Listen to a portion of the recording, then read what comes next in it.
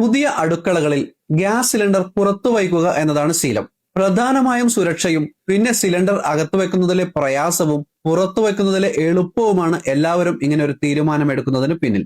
പക്ഷെ ഇത് ചെയ്യുന്നത് ശരിയായ രീതിയിലല്ലെങ്കിൽ അത് വലിയ അപകടം വരുത്തി വയ്ക്കും. ഗ്യാസ് പുറത്തു വയ്ക്കണം എന്നേ പലരും കേട്ടിട്ടുള്ളൂ. അത് സുരക്ഷിതമായി എങ്ങനെയെന്നൊന്നും ആലോചിച്ചല്ല ചെയ്യുന്നത്. അടുക്കളയിൽ നിന്നും പുറത്തേക്കൊരു ദ്വാരമിട്ട് പൈപ്പ് അതുവഴി പുറത്തേക്കെടുത്ത് റെഗുലേറ്ററും സിലിണ്ടറും അവിടെ കണക്ട് ചെയ്ത് ശേഷം പൈപ്പ് അകത്ത് സ്റ്റൗവിലും കണക്ട് ചെയ്ത് ഉപയോഗിക്കുന്നതാണ് ഇതിനെക്കുറിച്ച് അറിയാത്തവർ ചെയ്യുന്ന രീതി. എന്നാൽ സ്റ്റൗവിന്റെ ഭാഗങ്ങളിലോ കണക്ട് ചെയ്ത ഭാഗങ്ങളിലോ ലീക്ക് വന്ന് തീപിടുത്തമുണ്ടായാൽ എന്ത് ചെയ്യും? പുറത്തു പോയി വേണം ഗ്യാസ് ഓഫ് ചെയ്യാൻ. അത്രയും സമയം മതി കാര്യങ്ങൾ കൈവിട്ടു പോകാൻ.